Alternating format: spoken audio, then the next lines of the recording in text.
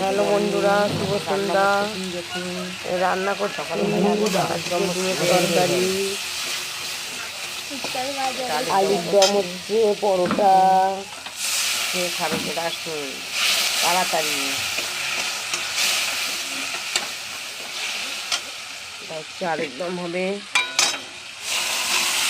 ভেবে দিলাম।